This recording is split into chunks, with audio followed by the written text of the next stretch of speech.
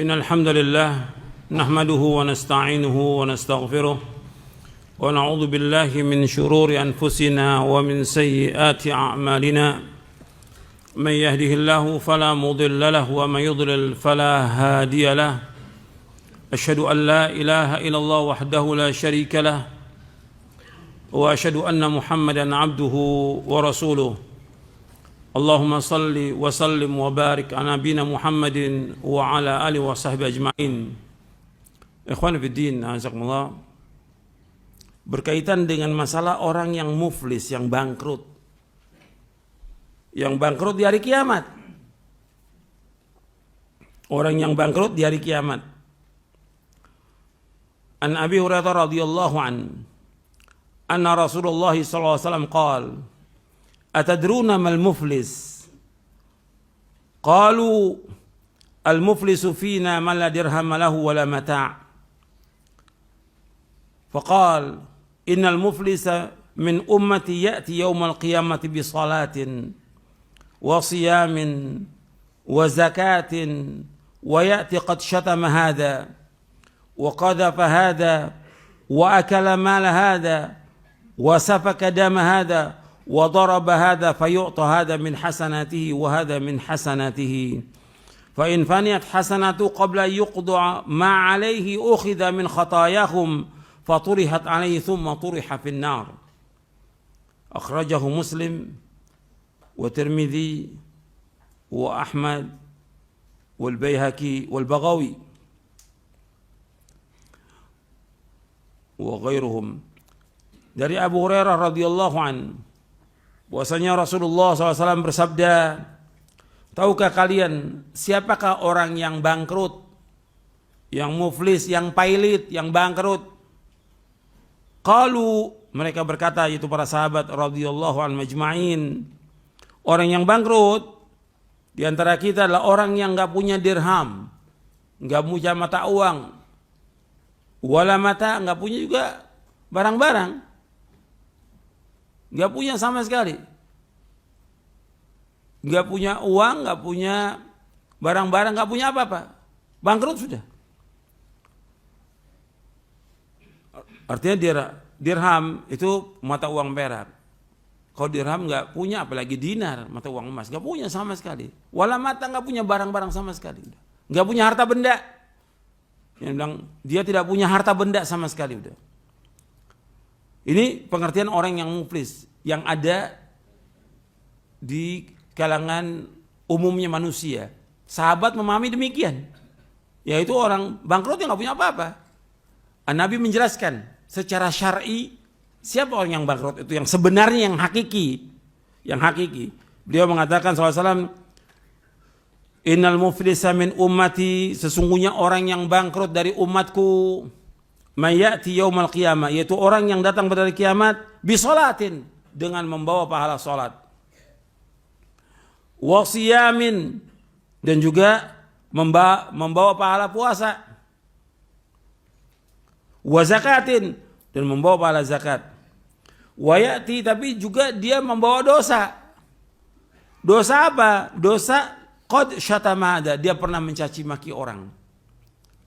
Wa qadhafa hadha, dia pernah menuduh orang. Wa akala mala, dia pernah memakan harta orang lain. Wa safaka dama, dia pernah menumpahkan darah orang lain. Wa daraba hadha, dia pernah memukul orang lain. Fa yu'ta hadha min hasanati wa hadha min hasanati, maka diberikan orang-orang ini dari kebaikannya. Kan di sana sudah enggak ada lagi dinar, dirham, udah nggak ada dari kiamat. Yang ada yaitu hasanat wa sayyiat. Jadi si A bawa pahala sholat, puasa, zakat, atau yang lain lah, banyak lagi amal-amal soleh yang lain yang dibawa. Si A ini pernah berbuat salah kepada si B, C, D, dan yang lainnya. Dia harus bayar karena dia pernah mencaci maki si fulan, bayar ini dengan kebaikannya. Dia pernah mengambil harta orang lain, pernah menipu, pernah utang gak bayar, dipakai tuh bayar. Dan itu bukan satu, mungkin 10, mungkin 20 orang. Gitu. Makanya Saya keras dalam masalah donasi ini, kesian bagi orang ini nanti dari kiamat. Berapa orang yang diambil uangnya, berapa ratus orang yang diambil uangnya. Berat itu dari kiamat ketika dia nggak melaksanakan dengan baik. Akan diberikan itu pada orang-orang itu. Sampai faniyat hasanatu, habis sudah kebaikannya dia. Pahala sholatnya, puasanya, zakat yang lain, habis sudah. Untuk apa? Untuk bayar. Orang-orang yang dizolimi oleh dia. Qabla yuqdama alaihi, sebelum selesai. Belum selesai ini. Akhirnya bagaimana? Ukhidha min khatayahum. Kesalahan orang-orang yang pernah dizolimi, orang-orang yang pernah diambil hartanya, orang-orang yang dia hutang nggak bayar, kesalahannya dia ditimpakan kepada orang ini, kepada si A ini. Faturiyat alaihi, tsumma turiha finnar. Kemudian dia dimasukkan dia ke neraka dengan sebab itu. Ini namanya orang yang bangkrut, waliyadzubillah sama-sama. Makanya antum hati-hati masalah ini. Makanya udah berkali-kali saya sampaikan dan terus akan saya sampaikan karena justru saya kasihan orang yang paling peduli kita yang menyampaikan kebenaran kepada umat ini. Peduli kita. Bukan peduli ngurusin uang orang, bukan. Peduli itu menjelaskan kebenaran kepada umat, Al-Quran wa sunnah ala fahmi salaf, agar mereka faham tentang agama ini dan mereka tidak berbuat dosa dengan itu.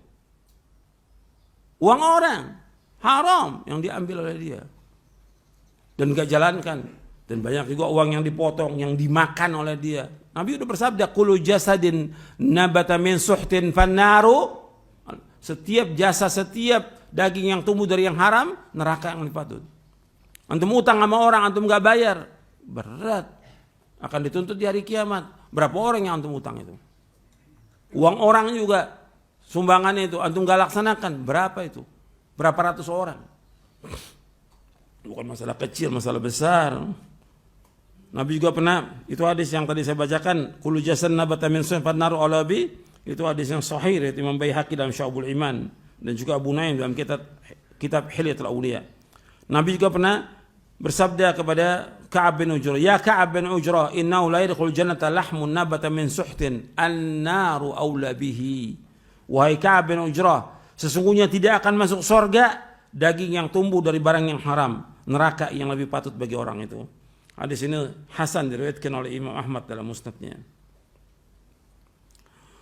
Dan banyak lagi yang lain. Kemudian ikhwan fillah azakumullah. Ini di sini disebutkan berkaitan dengan orang yang pernah mencaci maki orang, menuduh orang.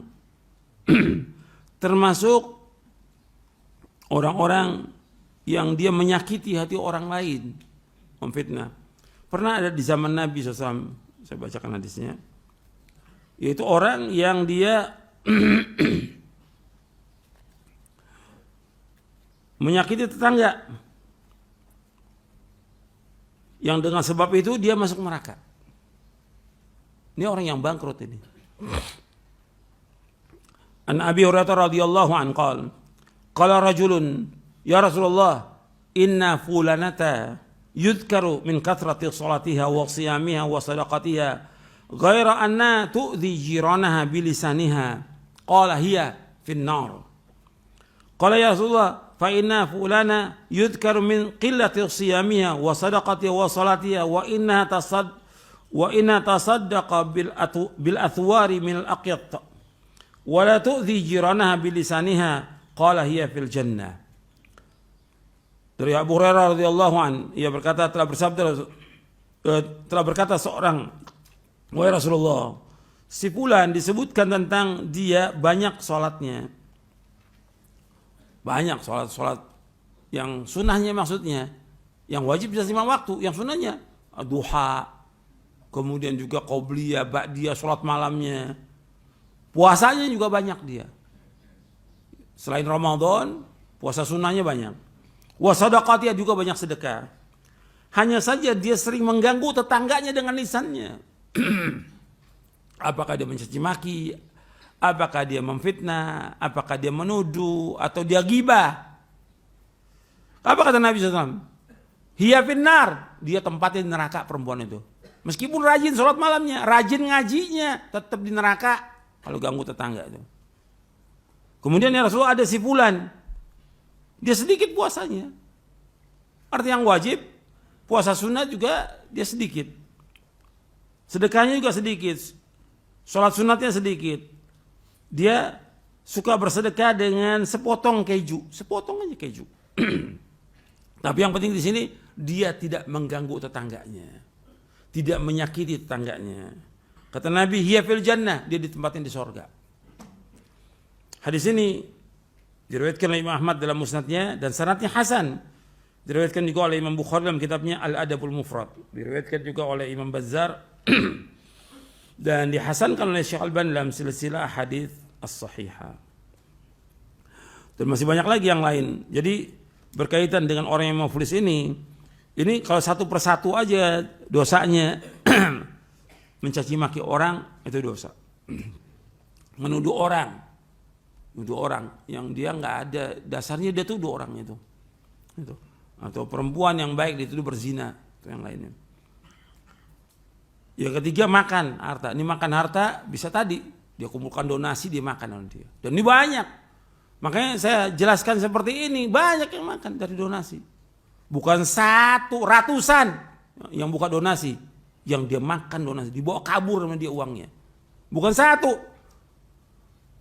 Yang roba rekening juga bukan satu, banyak.